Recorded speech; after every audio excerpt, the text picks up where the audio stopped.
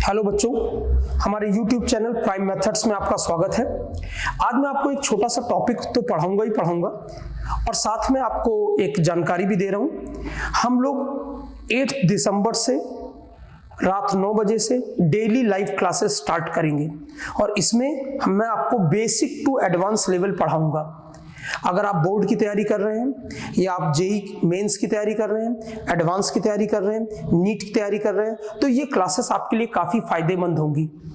तो मैं चाहता हूं कि आप सभी लोग रात 9 बजे 8 दिसंबर से ये क्लासेस ज्वाइन करें। कॉपी पेन लेके बैठिए और खूब सीरियसली लेक्चर्स को पढ़िए, नोट्स बनाइए, प्रॉब्लम्स करिए, तो आपको बहुत फायदा होगा। तो अभी मैं आपसे एक छोटा सा पॉइंट डिस्कस करने जा रहा हूं। देखिए, हम सभी लोग IUPAC नेमिंग को बड़ा इंपॉर्टेंस देते हैं ऑर्गेनिक में, और IUPAC नेमिंग काफी डिटेल में हम लोग पढ़ते हैं, काफी सारे लेक्चर्स में उसको मैं भी पढ़ाता हूं। लेकिन कई बार ऐसा होता है कि इनऑर्गेनिक में जो कॉमन नेमिंग है उसको हम लोग इग्नोर करते हैं और उससे कई सवाल आपके रुक सकते हैं। फॉर एग्जाम्पल, आपसे बोला गया अगर कि हाइपोक्लोरस एसिड है, उसमें कितने सिग्मा बॉन्ड्स होते हैं, तो आप कैसे करेंगे? हाइपोक्लोरस एसिड जो होता है उसका आपको स्ट्रक्चर आना चाहिए। तो पहले तो ये पता होना चाहिए कि हाइपोक्लोरस का है क्या, इसका फार्मूला क्या है।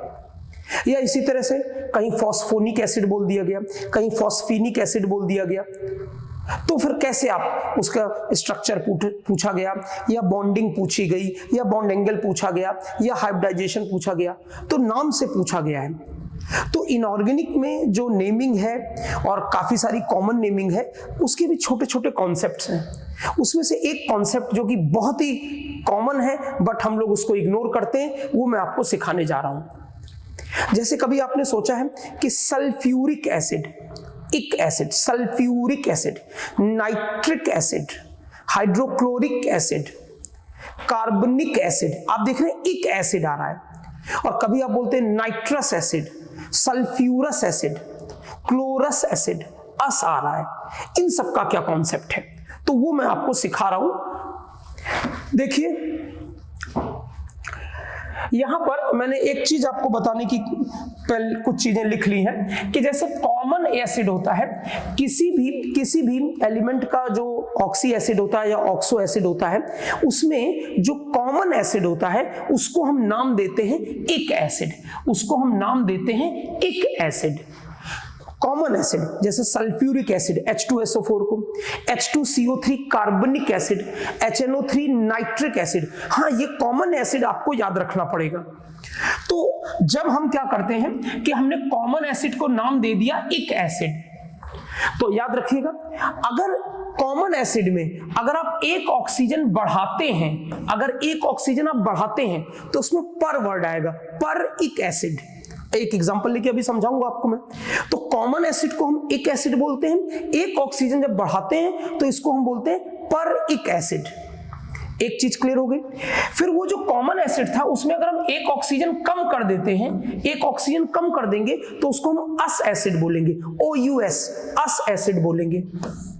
और फिर ये जो अस एसिड है, इसमें एक और अगर हम ऑक्सीजन करेंगे, कम करेंगे तो हाइपो अस यूज करेंगे, तो इसमें एक और ऑक्सीजन कम करेंगे तो ये हाइपो अस आ जाएगा। तो याद रखिए, कॉमन एसिड वो आपको याद रखना पड़ेगा, वो भी थोड़ी सी प्रैक्टिस करेंगे अपने आप आ जाता है वो, ठीक है। तो कॉमन एसिड को इक एसिड, एक ऑक्सीजन हमने बढ़ाया तो पर इक एसिड, एक ऑक्सीजन बढ़ाने पे, एक कम करेंगे तो अस एसिड, एक और कम करेंगे तो हाइपो अस एसिड। ठीक, तो पहले इससे नेमिंग सीखते हैं। बड़ा अच्छा सीरीज है, HClO, HClO2, HClO3, HClO4। देखिए, ये जो है आपका HClO3, ये कॉमन एसिड है, ये कॉमन एसिड है, इसका नाम होता है क्लोरिक एसिड। क्लोरिक एसिड, ध्यान रहे इक एसिड है, एक कॉमन एसिड आपको याद रखना पड़ेगा, तो इसका नाम है क्लोरिक एसिड, क्लोरिक एसिड। ठीक है, अब जब एक ऑक्सीजन हमने बढ़ा दिया, एक ऑक्सीजन बढ़ा दिया तो हमने क्या यूज किया, पर लगा देते हैं, तो इसका नाम हो जाएगा पर क्लोरिक एसिड, इसका नाम हो जाएगा पर क्लोरिक एसिड। ठीक है, फिर HClO3 क्लोरिक हो गया, HClO4 पर क्लोरिक एसिड। अब अगर एक ऑक्सीजन हम कम कर देते हैं, एक ऑक्सीजन कम कर देते हैं तो हमने क्या बताया आपको, अस एसिड, तो क्लोरिक एसिड से इसका नाम हो जाएगा chlo chlorous acid, chlorous acid OUS, एक ऑक्सीजन कम किया अस एसिड, तो ये HClO2 हो गया। फिर एक और ऑक्सीजन कम किया हमने, एक और ऑक्सीजन कम किया तो हमने यूज किया था हाइपोअस एसिड, तो इसका नाम हो जाएगा हाइपोक्लोरस एसिड, इसका नाम हो जाएगा हाइपोक्लोरस एसिड। तो अब आप देखिए ये सीरीज आपको याद हो गई, एक कॉमन एसिड, एक एसिड, क्लोरिक एसिड, एक ऑक्सीजन बढ़ाया पर क्लोरिक एसिड, एक ऑक्सीजन कम किया अस एसिड, क्लोरस एसिड, एक और ऑक्सीजन कम किया हाइपोअस, हाइपोक्लोरस एसिड हो गया। ये तो एसिड की सीरीज हो गई। इसी तरह से देखिए और देखिए मैं थोड़ा सा यहां आपको दिखा दूं, जैसे मान लीजिए ये है आपका HNO3, तो इसका नाम है नाइट्रिक एसिड, इसका नाम है नाइट्रिक एसिड। अब एक ऑक्सीजन कम करेंगे, एक ऑक्सीजन कम करेंगे तो HNO2, इसका नाम हो जाएगा नाइट्रस एसिड, इसका नाम हो जाएगा नाइट्रस एसिड। इसी तरीके से एक और एग्जांपल देखिए कि इसका ये है H2SO4, तो इसका नाम है सल्फ्यूरिक एसिड, सल्फ्यूरिक एसिड। ठीक है, इसमें एक ऑक्सीजन कम करेंगे हम, एक ऑक्सीजन कम करेंगे तो ये हो जाएगा H2SO3 और इसका नाम हो जाएगा सल्फ्यूरस एसिड, सल्फ्यूरस एसिड। ठीक है ना। तो अब आप देख रहे हैं एक छोटी सी बात से काफी सारी नेमिंग आपको क्लियर हो रही है। Nitric nitrous acid, sulphuric sulphurous acid, ऐसे बहुत सारे, फास्फोरस की सीरीज अलग है, सल्फर की सीरीज अलग है, क्लोरीन की सीरीज अलग है, फिर सल्फर की सीरीज में हम लोग ये सब केमिकल बॉन्डिंग में पढ़ लेते हैं, काफी सारी चीजें इसमें पी ब्लॉक की भी कवर हो जाती हैं। तो उसमें जैसे क्या बोलते हैं सल्फ्यूरस एसिड सीरीज क्या है, सल्फ्यूरिक एसिड सीरीज क्या है, इसी तरह से थायोनिक एसिड सीरीज क्या है, तो परऑक्सो सीरीज क्या है, ये सब सीरीज हैं और जो हम लोग डिटेल में पढ़ते हैं। यहाँ तो मैंने आपको एक कॉन्सेप्ट बताया नेमिंग का कि जब भी आप थोड़ा उसको रिलेट करके पढ़ेंगे तो आपको बहुत अच्छा समझ में आएगा। तो अब वापस आते हैं हम लोग, तो यहां पे देखिए ये हम लोगों ने सीख लिया। एक छोटी सी चीज और इसी से जुड़ी हुई सीख लेते हैं। अब जैसे हमने एक एसिड लिया, एसिड है, उसने जब H+ रिलीज किया तो जो एनायन बनता है, जो एनायन बनता है उसका नाम होता है एट आयन। एक एसिड जब एक H+ रिलीज करेगा, एसिड है तो H+ रिलीज करेगा, ऑक्सी एसिड है तो OH है, तो ऑक्सीजन की इलेक्ट्रोनेगेटिविटी ज्यादा है तो वो खींच लेगा हाइड्रोजन का इलेक्ट्रॉन। जैसे मैं यहां पर आपको दिखा दूं कि जैसे सपोज करिए हमने HClO3 लिया, अब इसका स्ट्रक्चर केमिकल बॉन्डिंग में बनाया जाता है, ऐसे है ये HClO3, तो यहां से ये क्या होगा, ये खींच लेगा H+, ऑक्सीजन ज्यादा इलेक्ट्रोनेगेटिव है तो O पे माइनस आ जाएगा, ये आ जाएगा, तो ये आपका क्या हो जाएगा ClO3-, ये आपका क्या हो जाएगा ClO3-, मैंने बताया। तो ये मैं आपसे बताने जा रहा हूं कि एक एसिड से जब भी एक H+ आयन आप रिलीज करेंगे एक एसिड से तो नाम आएगा एट आयन, एट आयन। ठीक है, अभी बता दूं फिर इस एग्जांपल से समझाता हूं। जो पर एसिड है उससे जब आप H+ रिलीज कराएंगे तो जो एनायन बनेगा उसमें लगा देंगे पर एट आयन, पर एट आयन।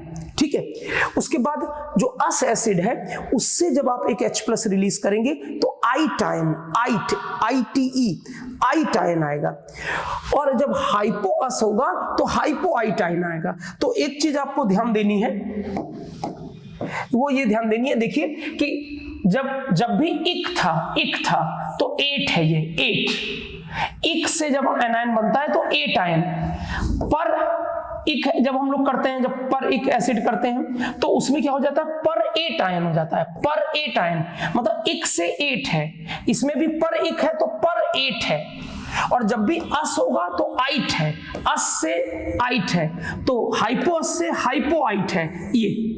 अब एक एग्जांपल लेके समझेंगे तो बहुत अच्छा समझ में आ जाएगा। अब इसी को ले लेते हैं हम लोग, इसको ये मैंने आपके लिए लिख रखा है। अब आप देखिए, अब यहां पर अगर मैं यहां नेमिंग करता हूं तो देखिए क्लोरिक एसिड एक एसिड है तो इससे नाम हो जाएगा क्लोरेट आयन, क्लोरेट आयन। मैंने क्या कहा, एक एसिड से जब एक H+ निकलता है तो एट आयन, तो क्लोरिक से क्लोरेट आयन। इससे पर एक एसिड है, पर क्लोरिक एसिड है तो अपने आप हो जाएगा परक्लोरेट आयन, परक्लोरेट आयन, ये हो जाएगा परक्लोरेट आयन। और अब जब ये क्लोरस एसिड मैंने इसमें बताया, मैंने आपको क्या बताया कि अस एसिड होगा तो क्या आएगा, आइट आयन आएगा, आइट आयन। तो क्लोरस एसिड से इसका नाम हो जाएगा क्लोराइट आयन, क्लोराइट आयन, ठीक है ना। और फिर जब हाइपोक्लोरस है तो हाइपोस में हाइपोआइट, तो इसका नाम हो जाएगा हाइपोक्लोराइट आयन, हाइपोक्लोराइट आयन।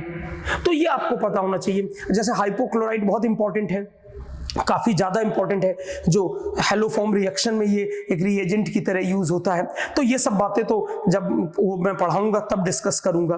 तो ये मैंने एक आपको छोटा सा एग्जांपल दिया। इसी तरीके से यहाँ पर जब आपने लिखा था तो यहाँ पर देखिए, जब इससे H+ निकाल दोगे, इससे H+ तो NO3 माइनस आएगा, तो नाइट्रिक है तो इसका नाम हो जाएगा नाइट्रेट आयन, इसका नाम हो जाएगा नाइट्रेट आयन। और ये जब नाइट्रस एसिड है, इससे H+ निकाल दोगे तो NO2 माइनस आएगा, तो इसका नाम हो जाएगा नाइट्राइट आयन। क्या नाम हो जाएगा, नाइट्राइट आयन। इस तरीके से आप चीजें सीख सकते हैं। यहां मैंने एक छोटा सा एग्जांपल लिया कि कैसे आप चीजों को रिलेट कर सकते हैं, चाहे कॉमन नेमिंग पढ़ें, IUPAC नेमिंग पढ़ें, ऑर्गेनिक पढ़ो, इनऑर्गेनिक पढ़ो, चीजों को जब भी रिलेट करके पढ़ोगे आप, तो आपको क्या होगा, काफी क्लैरिटी आएगी।